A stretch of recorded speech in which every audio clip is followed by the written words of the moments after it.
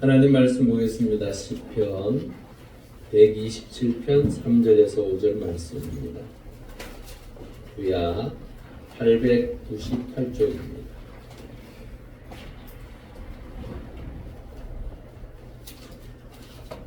시편 127편 3절에서 5절 말씀 우리 함께 한 목소리로 읽겠습니다. 3절부터 읽습니다. 시작. 보라, 자식들은 여호와의 기업이요 태에 열리는 그의 상급이로다. 젊은 자의 자신 화사의 신중한 화살 같으니 그것이 그의 화살통에 가득한 자는 복되도다. 그들이 성문에서 그들의 원수와 담판할 때에 수지를 당하지 아니하리로다. 아멘. 우리 전우자로 인사하시죠. 반갑습니다. 반갑습니다.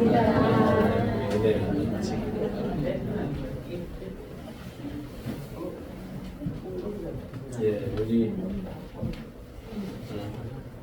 정전을 목사님 건 한 달 넘고 치료전에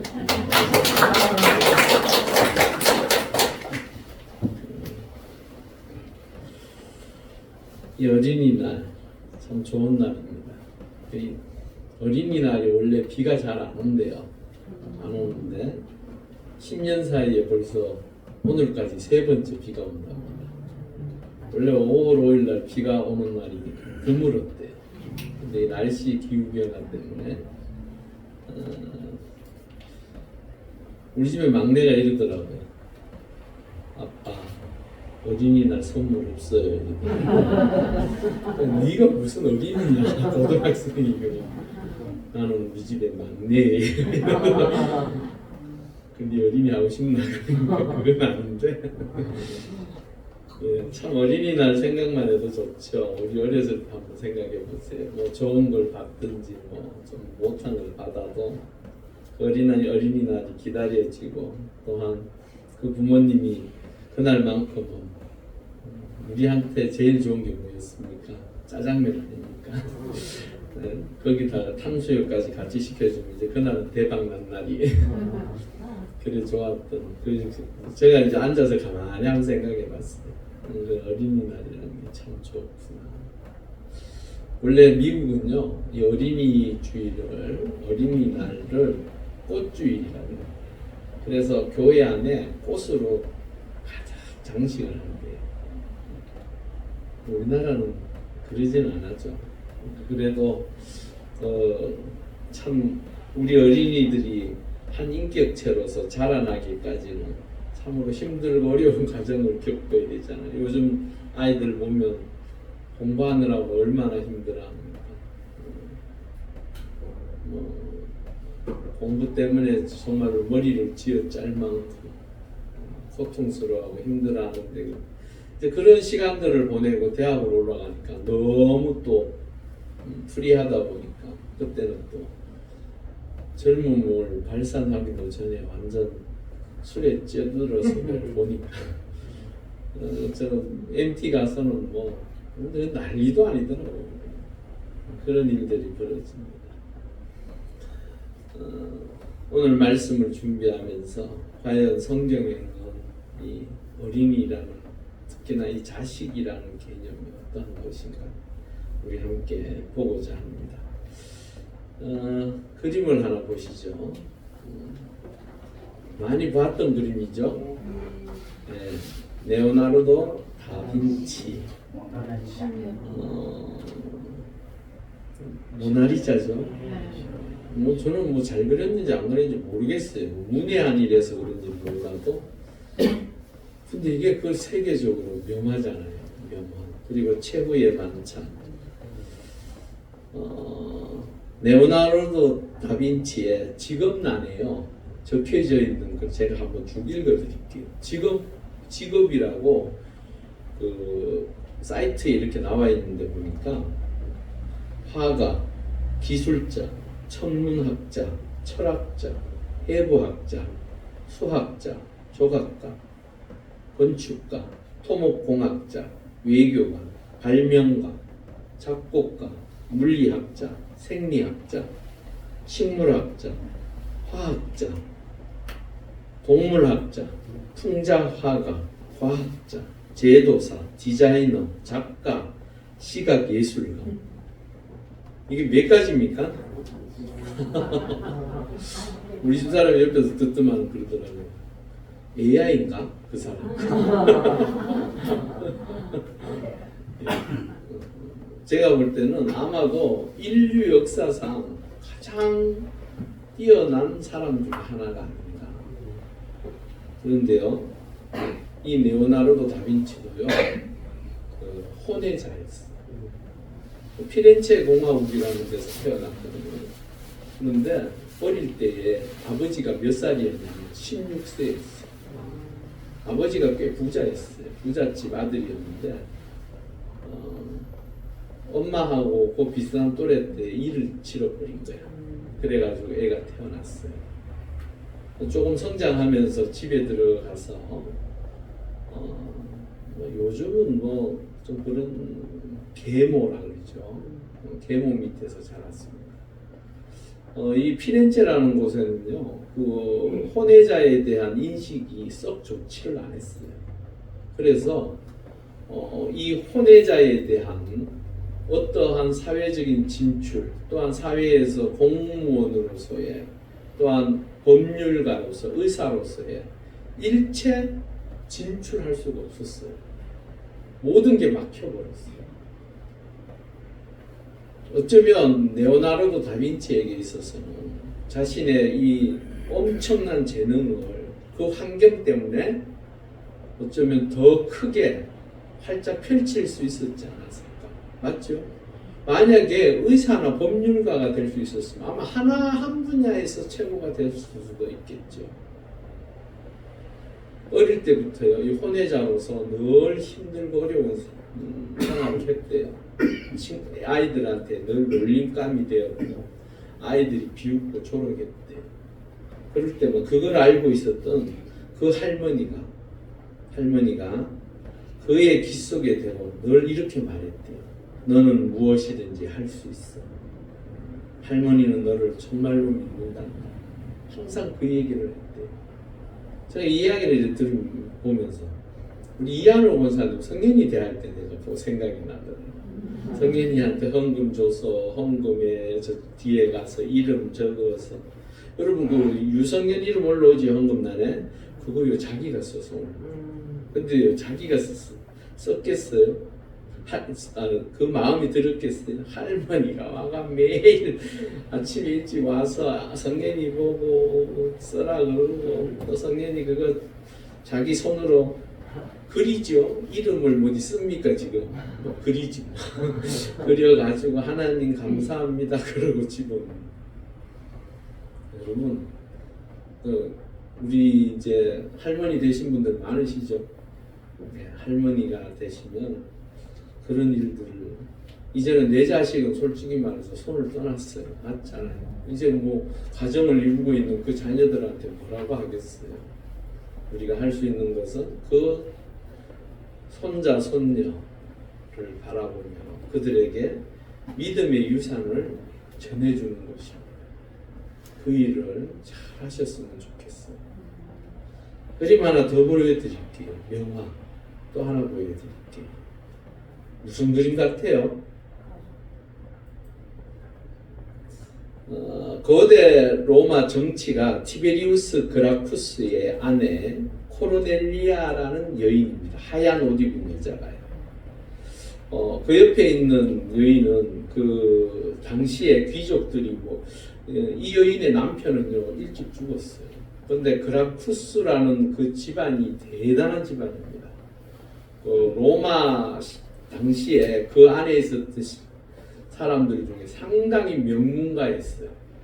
그러니까 뭐 그 사람이 남편이 일찍 죽었다고 해서 그 집안이 뭐 몰락하고 이런 게 아니에요. 어마어마한 집안이었어요.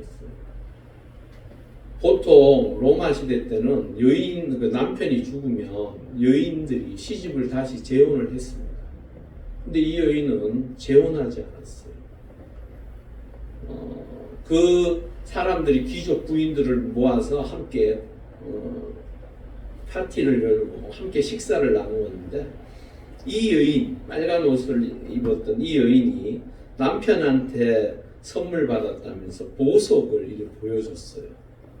보여주니까 그 많은 옆에 있던 그 귀족 부인들이 보고 너무 예쁘다 그러고 좋다 그러면서 자기 보석도 은근슬쩍 내보이면서 나도 뭐 좀 그렇게 했대요. 그런데 이 여자가 이 코르넬리아라는 이 여인한테 이야기합니다. 당신도 좋은 보석 있을 건데 한번 내놔보라고. 한번 보고 갔으면 좋겠다. 그러니까 가만히 있더래요. 말도 안 하고. 그래서 계속 쫄르니까 그제서야 일어나서 그러면 있어보라고. 방으로 들어가서 이 두 아들을 데리고 나온 거예요. 그라투스 형제라는 아들이. 로마 그 뒤져보면 나와요. 이 두 사람. 이 두 아이를 데리고 나오면서 이 아이들이 나의 가장 귀한 보석입니다. 너무 멋있는 어머니죠? 어떻게 이런 어머니들이 되셨나요? 이미 지난 세월은 어쩔 수가 없습니다. 며느리나 딸한테 잘 좋은 어머니, 귀한 어머니. 정말로 세상에 없어질 보석을 바라보고 마음을 거기에 빼앗기는 게 아니라 나의 자녀들을 통하여 귀한 그 자식을 통하여 세상 속에서 빛이 되는 그러한 보석이 될 수 있도록 할 수 있다면 그것만큼 귀한 것이 어디 있겠습니까? 이 두 아들이요 나중에 성장해서 그 호민관 또한 총독까지도 올랐습니다. 재무관 뭐 이렇게 거쳐서 최고의 자리까지 올라갔던 두 형제예요. 누구 때문에요? 그 어머니 때문에. 어머니가 자식이요 12명이었어요. 그러니까 고만고만한 애들이 엄청 많았어요. 남편은 이 여인보다 나이가 대략 한 20살 가까이 차이가 났었어요. 그런데도 참 그 아이들을 귀하게 키웠어요. 성경에서 오늘 보니까 3절에 보면 자식은 여호와의 뭐라고요? 기업이다. 기업. 왜 이런 표현을 쓰셨을까? 왜 이런 표현을 썼을까? 여호와의 기업이라는 게 뭘까? 기업이라고 하는 이 말의 뜻은요 나할라라는 말입니다. 나할라. 이게 원어인데요. 그 의미는 상속, 재산, 유산, 소유, 분깃을 이야기합니다. 여호와의 상속이요, 재산이요, 유산이요, 소유요, 분깃이라고 지금 말하고 있습니다. 누가요? 자식. 상속되어지는 것, 재산, 또한 나의 소유, 분깃 이런 것들을 가만히 생각하면 보면 모든 사람들에게 그러한 것들은 어떻게 느껴집니까? 귀하고 중요하다고 느껴지잖아요. 하나님께서 우리에게 주신 그 자녀가 하나님께서 우리에게 주신 놀라운 선물이라는 거예요.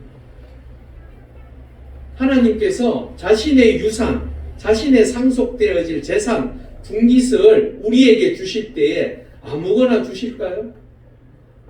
아마도 하나님께서는 그 가정에 가장 필요로 하고 귀하게 여기는 그 자녀를 주셨을 거예요. 중요한 것은 그 자녀들이 어떻게 되었는지에 대한 결과는 누가 책임져야 돼요? 하나님이 지셔야 하나요? 부모가 자녀에게 유산을 물려주고 상속해주면 그걸로 끝입니다. 그 물려받은 상속과 재산과 소유는 누구의 몫이에요? 그 물려받은 자식의 몫이에요. 그때부터 그 자식이 그걸 더 크게 키워갈지 더 좋은 것으로 만들어갈지 하는 것은 누구의 몫이라고요? 자식들의 몫. 하나님께서 우리에게 자녀를 주실 때 그런 마음으로 주셨다라는 거예요. 여러분, 내 자식에게 재산을 물려줄 때 허랑방탕하게 쓰고 또한 다 털어먹을 걸 걱정하면 줄 수 있습니까? 없습니까? 없습니다. 하나님께서는 우리를 얼마나 믿고 귀하게 여기셨던지 자신의 소유를 기꺼이 기쁜 마음으로 주셨다는 거예요.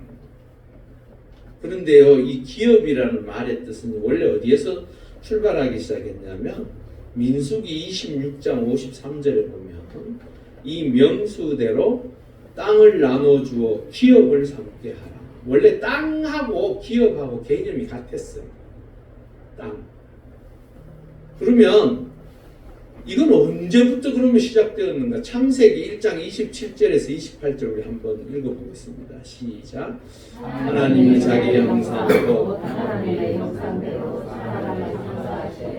남자와 여자를 창조하시고 하나님이 그들에게 복을 주시며 하나님이 그들에게 이르시되 생육하고 번성하여 땅에 충만하라. 땅을 정복하라. 바다의 물고기와 하늘의 새와 땅에 움직이는 모든 생물을 다스리라 하시니라. 하나님께서 우리에게 땅을 주셨을 때에 우리가 그 가운데 어떻게 하라고요? 생육하고 번성하라. 또한 땅을 정복하라. 여러분, 아담과 하와에게만 주어진 것이라면 이렇게 할 필요가 있을까요? 없을까요?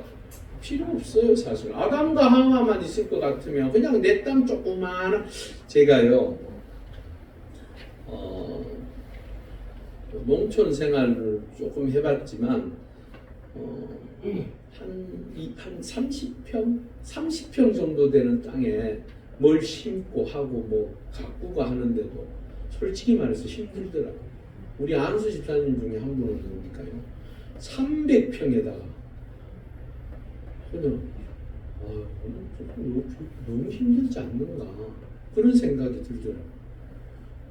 여러분, 우리에게 필요한 땅은 그렇게 많이 필요 없어요. 사실은 내가 먹고 사는 데 있어서 필요한 것은 아주 작습니다. 그런데 하나님은 우리에게 아담과 하와에게 복을 주시면서 생육하고 번성하는 복을 주세요. 여기에 핵심이 무엇입니까? 바로 그게 자식입니다. 자녀입니다. 내 후대를 통하여 더욱더 풍성하게 많아지는 그 은혜의 역사가 하나님께서는 우리에게 복으로 주셨어요. 내 자녀를 통하여 여러분들의 삶이 더욱더 주의 은혜로 풍성해지실 수 있기를 바랍니다. 자식을 주셨을 때는요, 그 자식이요 내 것을 잘 지키고 그 은혜 가운데 살기를 하나님께서는 기대하셨을 거예요. 자식을 주면서 왜 부모님들 그런 소리 하죠? 아휴, 저 왼수 같은 놈 이런 소리 하죠. 어떤 때 속이 부글부글 끓기도 하죠. 화도 나지요. 짜증도 나지요. 하지만 하나님께서 처음 그 자녀를 주실 때는 그 자녀를 통하여 여러분들이 기쁨을 누리고 감사하라고 주신 것입니다. 그러기에 하나님께서 기업으로 주신 그 자식은요, 여러분들에게 있어서 꿈이요 소망입니다. 자녀를 위해서 그렇게 기도하십시오. 속 터지고 화가 나고 열이 받지만 하나님 앞에 축복하십시오. 하나님의 은혜 가운데 그를 위하여 기도해 주십시오. 그리고 하나님께서 그 자녀 시간이 걸릴까요? 안 걸릴까요? 많이 걸리더라고요. 그 자식을 위하여 기도한 부모의 그 기도가 이루어지는 데는 그렇게 쉽게 단시간에 잘 이루어지는 것을 제가 잘 못 봤어요. 10년, 20년간 기도하고 나니까 끝내는 그 어머니가 숨을 거둘 때가 되니까 그 자식이 비로소 주의 품으로 돌아오기도 하고 하나님의 은혜 가운데 거듭나기도 하고 그 어머니의 사랑을 그때 깨닫기 시작하더라고요. 그게 결코 쉬운 일은 아닙니다. 하지만 하나님께서 우리에게 주신 우리 창세기 15장 4절 5절 한번 읽어보겠습니다. 시작. 여호와의 말씀이 그에게 임하여 이르시되 그 사람이 내 상속자가 아니라 내 몸에서 날 자가 내 상속자가 되리라 하시고 그를 이끌고 밖으로 나가 이르시되 하늘을 우러러 무뼈를 셀 수 있느냐 또 그에게 이르시되 내 자손이 이와 같으리라. 상속자, 즉 내 모든 것을 물려받아야 될 그 상속자, 하나님께서 특별히 준비하고 계획하셔서 여러분들에게 주셨다는 것입니다. 근데 그 상속자에게는 헤아릴 수 없는 놀라운 은혜의 역사를 부어주시겠다라고 오늘 말씀하고 있습니다. 여러분, 내 자녀를 위하여 기도하십시오. 그러면 그 자녀가 지금은 내 눈에 보잘것없어 보이고 아무런 것 같지 않더라도 하나님께서 그 자녀를 위하여 준비하시고 계획하신 그 복을 주실 줄 믿습니다. 그 자녀를 위해 하나님은요 아무렇게나 주시지 않았음을 이사야 49장 1절에 한번 읽어보실까요? 섬들아 내게 들으라, 먼 곳 백성들아 귀를 기울이라. 여호와께서 태에서부터 나를 부르셨고 내 어머니의 복 중에서부터 내 이름을 기억하셨다라고 표현하고 있어요. 여러분, 내 자녀요 그냥 뭐 엄마 아빠가 만나서 어떻게 꿍짝꿍짝 해가 툭 튀나왔다 그런 게 아니에요. 하나님께서 예비하시고 준비하셔서 그 영혼을 이미 하나님께서 그 부모를 통하여 이 세상에 보내셔서 그 은혜 가운데 살 수 있도록 준비하셨다라는 것입니다. 시편 71편 6절에 보니까 내가 모태에서부터 주를 의지하였으며 나의 어머니의 배에서부터 주께서 나를 택하셨사오니 나는 항상 주를 찬송하리이다. 아멘. 다윗이 이렇게 고백하는구나. 다윗 같은 왕도 자신이 이 땅에 온 것은 내 부모로 인하여 온 것이지만 중요한 것은 그 모든 것도 하나님께서 계획하시고 준비하셔서 나를 통하여 하나님의 은혜 가운데 이 땅에 보내셨다라는 고백을 하고 있습니다. 여러분들의 삶의 자리에서 그 자녀들은 하나님께서 여러분들에게 무엇으로 주셨다고요? 기업으로. 오늘 날씨가 이래서 네? 여러분들에게 주신 그 자녀는요 하나님께서 주신 기업이라고. 아멘. 그 기업을 통하여 복을 누리실 수 있기를 바랍니다. 아멘. 그리고 뒤편에 보니까 태의 열매는 그의 상급이라고 말하고 있습니다. 창세기 30장 20절에 보면요 레아가 이르되 하나님이 내게 후한 무엇을 주셨다고요? 선물을 주시도다. 내가 남편에게 6 아들을 낳았으니 이제는 그가 나와 함께 살리라. 이렇게 함께 잘 살았으면 좋았을 거야. 여전히 사랑하지는 않았었어요. 너무 안타까워요. 맞죠? 그런데 중요한 것은요 레아가 하나님께 받은 그 아들을 보니까 너무너무 기쁜 거예요. 이제는 그 모든 소망하고 기대했던 것이 하나님의 은혜 가운데 이 아들을 통하여 이루어지겠구나라는 생각을 했던 것 같아요. 여러분, 여러분들의 자녀는 하나님께서 주신 귀한 선물이에요. 그 선물을 우리가 선물 받으면 아무렇게나 하나요? 선물 좀 이렇게 약한 거 받으면 아무렇게 할 수도 있지. 그런데 선물이 어떤 선물이라고요? 하나님께서 주신 유업 선물이라는 거예요. 하나님께서 그 선물 주실 때 가만히 보다가 저 굴러다니는 저거 아깝네 자주 해야겠네 싶어서 건너준 겁니까? 아니죠. 이미 만세 전부터 그 부모가 만나기 그 전부터 계획하시고 준비하셔서 그 자식을 주었다라고 말씀하고 있습니다. 그 선물을 귀하게 여기실 수 있기를 바랍니다. 그 선물을 통하여 하나님께서 주의 뜻을 이루고 하나님의 영광을 드러낼 것을 기대하십시오. 그러면 하나님께서 그 자녀를 통하여 더욱더 복되게 하실 줄 믿습니다. 사무엘상 2장 1절에 우리 한번 읽어보겠습니다. 한나가 기도하여 이르되 내 마음이 여호와로 말미암아 즐거워하며 내 뿔이 여호와로 말미암아 높아졌으며 내 입이 내 원수들을 향하여 크게 열렸으니 이는 내가 주의 구원으로 말미암아 기뻐함이니이다. 이게 무슨 찬양신 줄 아세요? 무슨 찬양 기도인 줄 아세요? 사무엘을 잉태하고 얼마나 기뻤는지.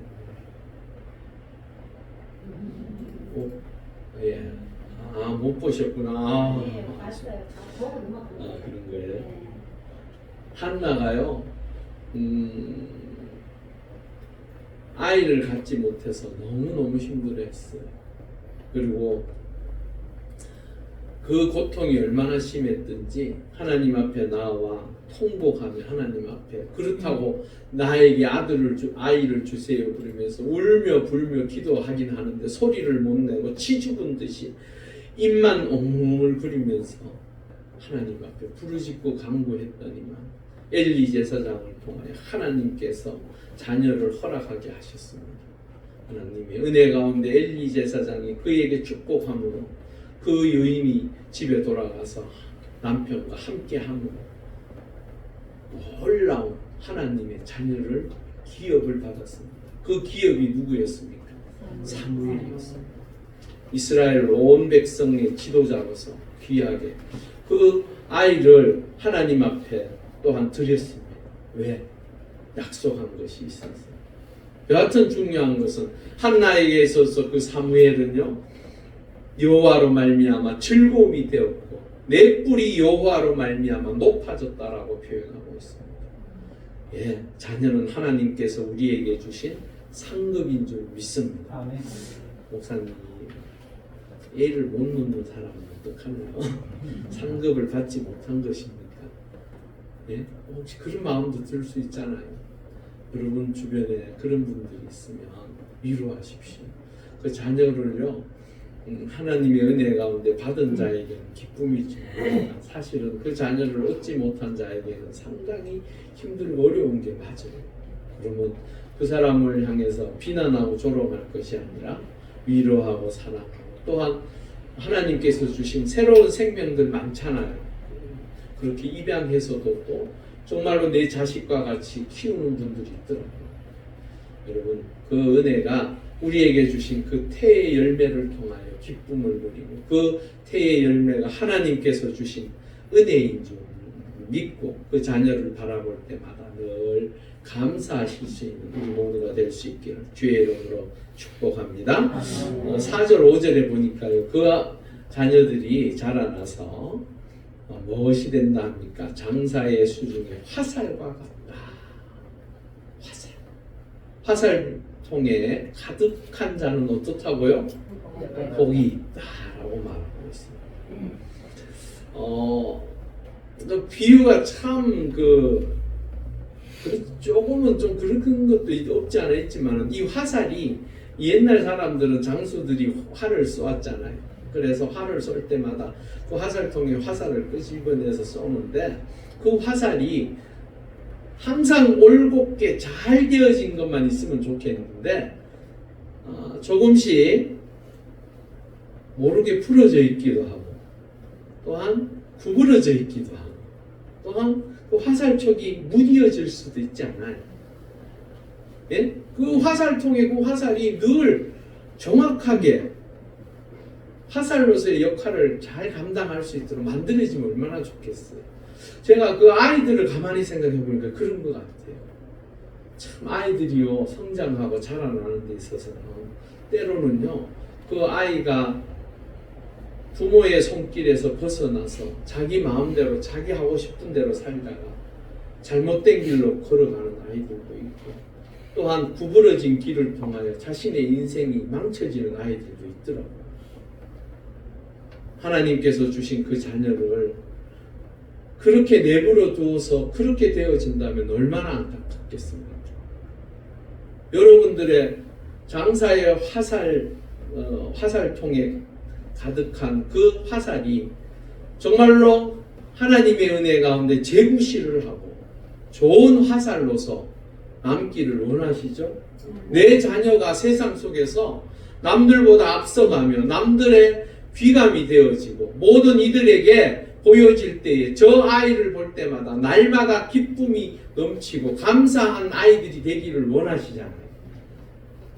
내 아이가 쓸모없어서 남들에게 이리 치이고 저리 치이기를 원하는 부모는 단 한 사람도 없어요. 내 자녀를 통하여 이 세상에 살 때에 그 자녀들이 다른 누구보다도 뛰어나기를 원하고 그 뛰어남 속에서 내 부모를 생각하고 또한 내 어머니 아버지를 잘 섬기며 또한 모든 이들을 사랑하고 그들에게 본이 되어질 수 있는 아이로 성장한다면 얼마나 귀하겠습니까? 여러분, 서울대를 가야 꼭 내 자녀로서의 역할을 하는 건가요? 아니지요. 내 아이가 돈을 많이 벌어서 나를 용돈을 많이 줘야 정말로 내 자식인가요? 아니지요. 예, 자신들이 서 있는 그 자리에서 남들에게 유익을 끼치고 또한 내 자녀들이 누군가에게 힘이 되어지고 누군가의 본이 되어질 수 있다면 그것만큼 귀한 것이 어디 있습니까? 그러기 위해서 어떻게 해야 할까요? 신명기 11장 19절에서 20절을 한번 읽어보겠습니다. 시작. 또 그것을 너희의 자녀에게 가르치며 집에 앉아 있을 때든지 길을 갈 때든지 누워 있을 때든지 일어날 때든지 이 말씀을 방문하고 또 내 집 문설주와 앞간문에 기록하라. 무엇을요? 하나님의 말씀. 여러분, 제가 늘 이야기하죠. 말씀은 능력입니다. 말씀은 하나님의 능력입니다. 그 말씀을 통하여 하나님께서 온 우주 만물을 창조하셨습니다. 그 말씀을 통하여 우리의 인생에 걸어가는 그 길에 힘을 얻게 하시고 능력을 받게 하시고 그 말씀을 통하여 우리가 나아가야 할 길을 보여주셨습니다. 여러분, 그 말씀을 내 자녀에게 가르치십시오. 내 자녀에게 권하십시오. 그것이 그 인생이 하나님의 은혜 가운데 복받고 사는 자의 모습. 성경 읽는 것이 결코 쉽지 않아요. 그럼에도 불구하고 요즘요 성경이요 너무나도 다양하게 많이 나왔어요. 현대인 성경, 쉬운 성경, 현대어 성경, 뭐 많이 나왔어요. 그런 성경들을 보면 너무 쉬워요. 우리 성경 읽다 보면 이 문어체로 되어진 그 글자 어떤 때는 좀 답답할 때가 있어요. 쉬운 성경을 보니까요. 우리 왜 누구는 몇 명 이런 거 적으면서 누구는 무엇을 바쳤고 어느 지파는 무엇을 바쳤고 이런 게 우리 일반 성경에는 그대로 다 나와 있어요. 그런데 쉬운 성경에는 보니까요. 딱 잘라서 누구는 몇 명 이렇게 딱 적어 놓고는 전부 다 한 번씩 내었던 것을 한 목에 하나로 딱 묶어버리고 이거 지파 이름을 쭉 적어 놨더라고요. 너무 쉽더라고요. 제가 예전에 성경 읽을 때 그렇더라고요. 역대상 읽다 보면 내가 너의 나라 사람들의 족보 이름을 왜 이렇게 읽고 앉아 있는가 싶더라고요. 그런 때도 있었어요. 저 어떤 때 성경이 그래서 그런 거 건너뛰고 막 이랬어요. 그런데 그게 다 하나님께서 우리의 이름이 하나님의 생명 기록책에 기록되어진 그것을 하나님께서 나중에 읽으실 것입니다. 읽어서 우리가 그 하나님 앞에 섰을 때 그 이름이 기록되어져 있어야 돼요.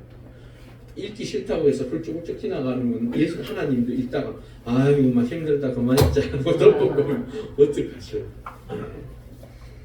그 다음에 마지막 우리 잠언 23장 13절 14절 한번 읽어보겠습니다. 시작.